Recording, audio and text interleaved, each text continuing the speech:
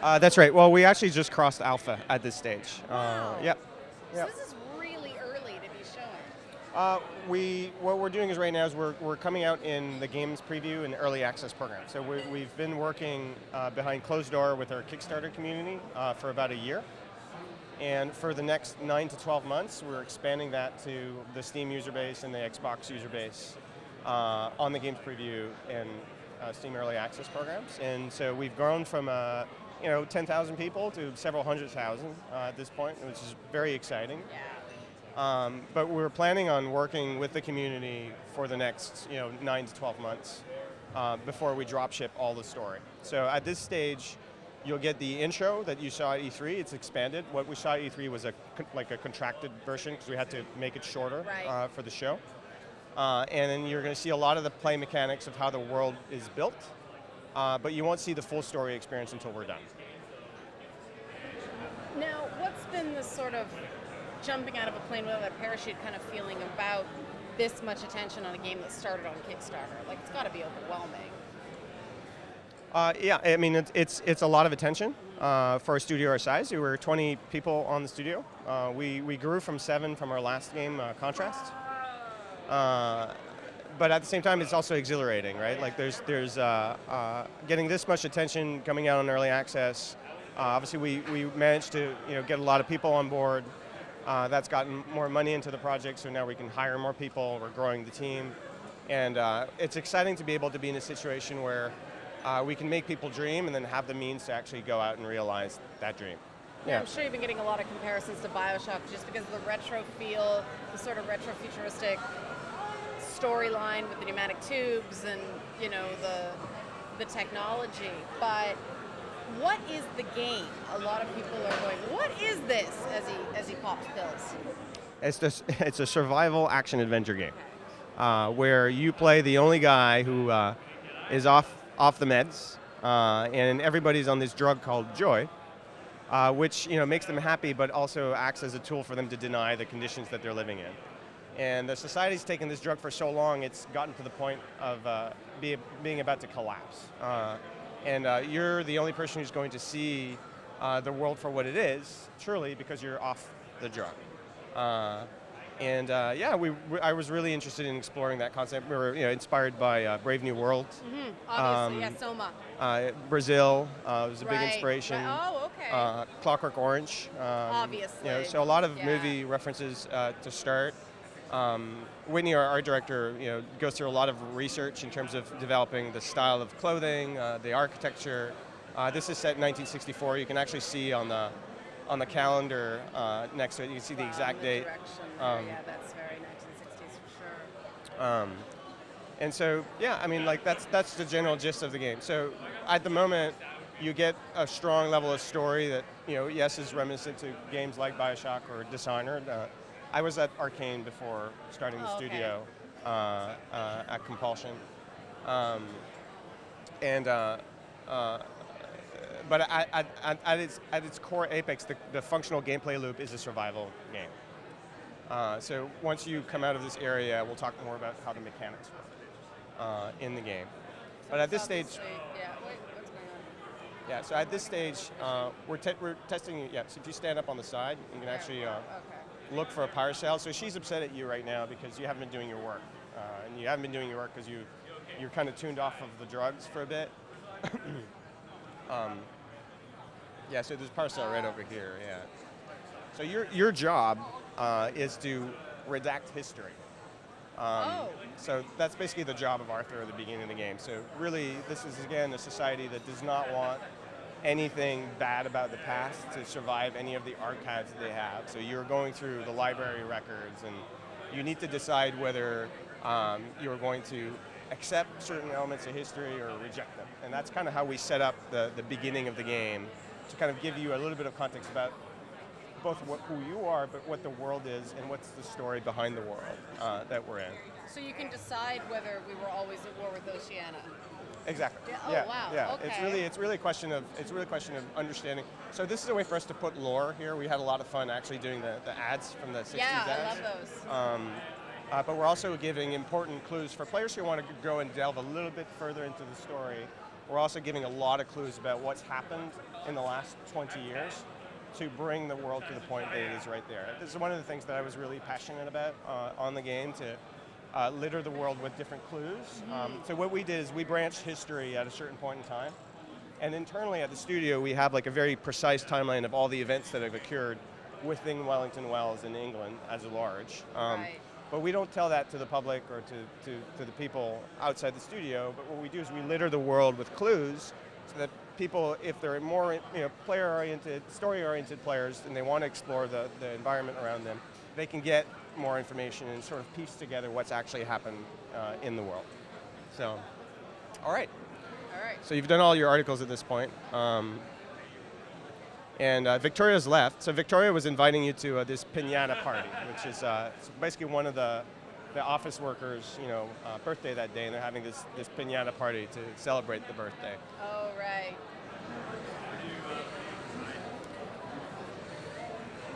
It's a pretty lower third design.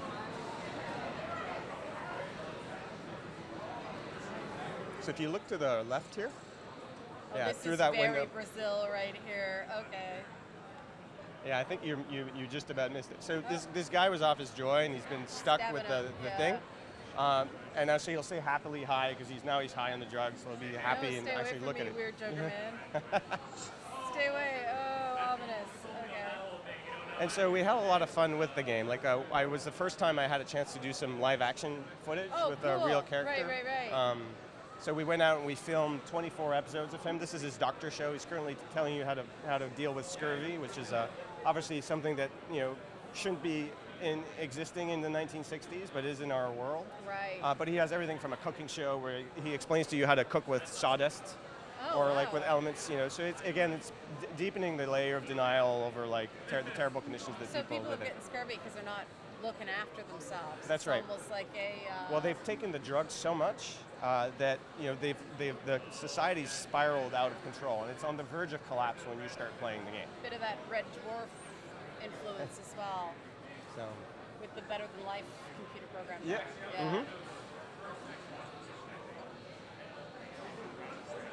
Yeah.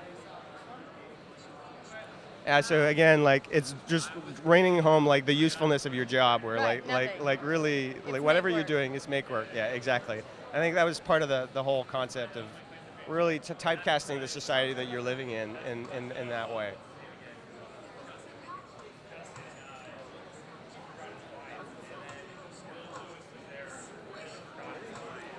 So she's basically saying, smash the piñata. It is a Spanish convention. If you smash it, all the candy will come out.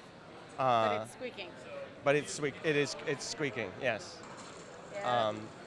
And that's really the moment where we're trying to show you what it is to be on the drug versus off the drug. Right? So you're seeing reality for what it really is when you're off the drug. And she realizes that you're off the drug because she's seeing how you're reacting. So the first thing she's going to do is she's going to offer you a pill again for you to take it.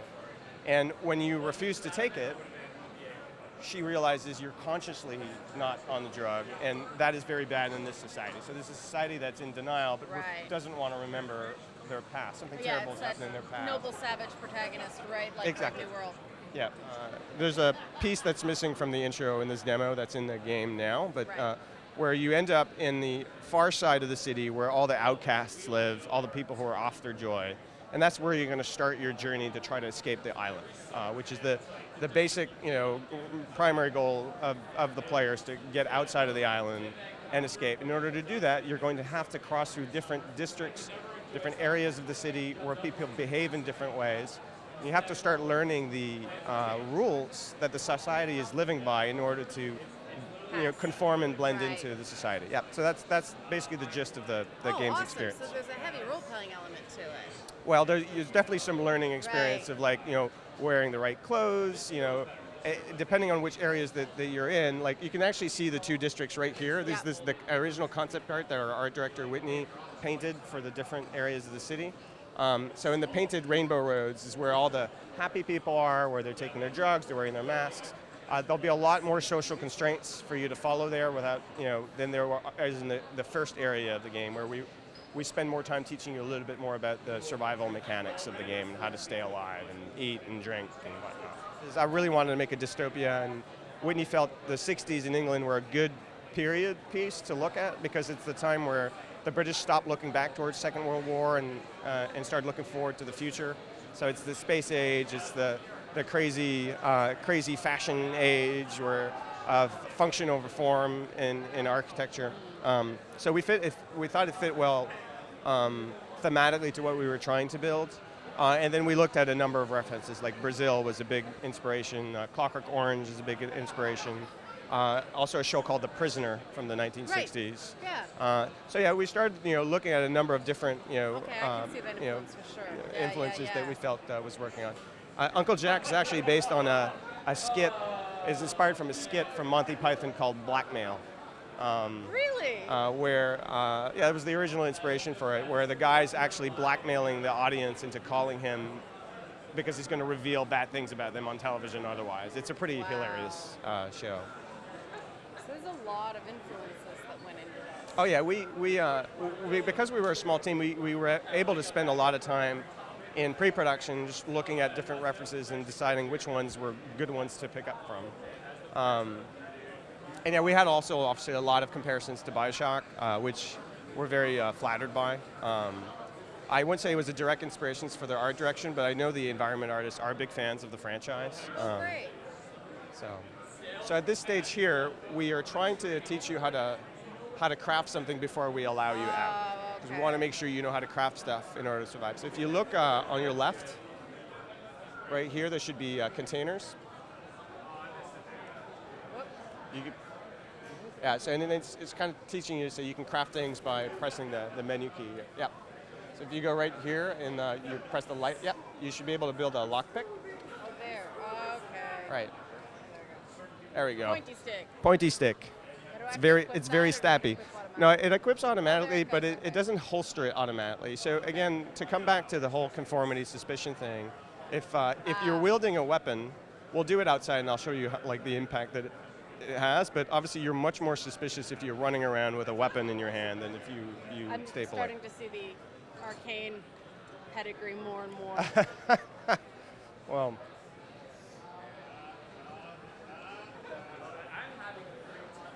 so the world is procedurally generated at this stage. So everything that you see on either side of the road is going to be completely different in terms of its layout every time that you play the game. Huh. And what happens is you have an overarching goal, which is to escape the city, but as you explore the environment, you can see here on your right, you found a new quest, right? So what we do is we litter tiles with actual quests and story elements randomly. They're not always the same tiles, they're not always the same quests. So that on your journey to get out of the city, you're going to encounter different challenges and different missions to solve, basically. How did you avoid that becoming just a mess? A mess? Yeah. It was. That's a very good question. Yeah. It's been a learning experience. I'd say the first year it didn't work. I'd imagine so. Yeah. So, and especially for guiding the player, it's taken additional tools over the line. This is the demo right now, but the live game that we have actually has a Fallout 4 type kind of compass at the bottom that helps you guide the player a little bit more. And we've just worked over months of working with the community to figure out a way to have an experience that's different every time, but not have the player lose themselves and not know what to do. So that's one of the big elements we've been working to kind of emphasize. So these people are, let's see how you do with combat. So you can block with the left stick, or you can attack too. But if you click the left stick, okay. no, right over here. This is your block right here. Yeah, there we go. There, all right there. So you can see here, the surrounding people are getting angry at you, and you're basically the hostility is going to propagate around you because you're doing one, you're carrying a weapon, two, you're in the middle of combat. So this person who would not have been angry at you previously is reacting to what you're doing within the world. So, and again, in this area, people are see how you have a red eye on your HUD? Yep. Holster your weapon. See? Now you're no longer as suspicious, but you've gotten this person aggro. So if you run away at this stage and you lose these people, you should be able to walk in this area again without actually arising suspicion with the people. So we're kind of slowly teaching the player the basics of, hey, don't carry a weapon around, in public if you don't want to be suspicious. Be cool. And as you get through different areas, we're going to ratchet up on those concepts about the clothes you're wearing, whether you're on the drugs or not, whether you're trespassing on people. So we're slowly, throughout the progress of the game, we're slowly introducing you to your needs. So you can see at the top, you're starting to get hungry and thirsty, but also your conformity in terms of like, are you doing all the things in order to blend into the environment? The layers in the environment too, like you've got this physical beauty, and then you've got like these older buildings, but then you've got the 1960s as well. It's like layer upon layer of visual storytelling. Yeah, we wanted to create different histories to different areas. So where you were before is like the contemporary area where people are living. And so it tells the story, the current story of the 1960s. This is the abandoned area of the city, and it's meant to give the history of what happened during the war. So 20 years earlier. And I was very inspired by Portal 2, where you'd go through all the successive years of the laboratory and by actually exploring through in the environment. And I felt that was an interesting thing for us to try to develop within the history of the environment by littering all kinds of clues about different eras in different districts of the world. Now, are these randomly generated characters, or actually characters assigned by the game that are placed in the procedural world? That's right, and they'll get attracted to things. So he went to get a drink, for example. They'll go and sleep at night. They have their own schedule about what they do within the world. Cool. So they're not just rando characters. No. They mean something. Yep. And they'll behave differently depending on which area of the game you're in as well. So if we go over here, this is where the bad guys were. If you look at your map, I'll be able to guide you a little bit better. Okay. So if you look at your map over here, we've fixed this with the HUD, but I think if you go down this way, you'll actually see this is a bridge crossing to the different area of the city. Oh, that's a big map. So yeah, this is just the demo as well. It's much smaller than the actual game we have, but if you head south, so take a left turn and just head that way, we should be able to at least see the bridge that leads to the other area of the city. Nice. And I kind of show you, so you can see you've encountered another area quest here. But if you just go a straight line, you can actually run by clicking in your stick. Running in other areas might be suspicious as well. But you kind of see this other area that's on the other side is where all the happy people who are high on their drugs live, right? Right. But in order to cross, you're going to have a puzzle here that you need to solve. So if you look behind you, there's this power cell machine that needs to be activated, and what it does is if you go look right around here, it powers this joy detector machine. So like the airport security, Right, is the same principle, but it detects if you're high on the drug or not. Okay, so right here you see there's another door that allows you to pass through where the policemen are. Right. So there's two ways of solving this puzzle that will lead you back into the island to do things about it. Like you either have to take the drug or figure out a way around it. Exactly. So you can steal a constable key card, or you can find a power cell, and then you have to go through the joy detector. Now, in terms of, is this just an aesthetic choice, or does that actually influence like a high chaos, low chaos thing in Dishonored kind of ending? No, it doesn't currently. It's really alternative ways. It was important in the design because the world is procedural. We wanted to control a way where it was challenging, but that there's multiple ways to get through the bridge. So that the players don't get stuck if their search patterns are wrong and whatnot. Right.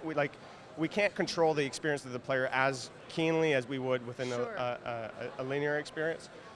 So what happens is we create these bridge moments, but the bridge moments may be different from playthrough to playthrough. Amazing. So how do people get to be part of the early access? Well, you can either go on the game preview program on Xbox. So any Xbox user can go into the game preview section of the store and actually get a version of the game, whether they can work with us for the next 12 months, or you can get it on Steam Early Access. So we're on both platforms. And we give updates to the community every week about what the team is working on, and then we push a new build approximately every 4 to 6 weeks with an actual major update to the actual game.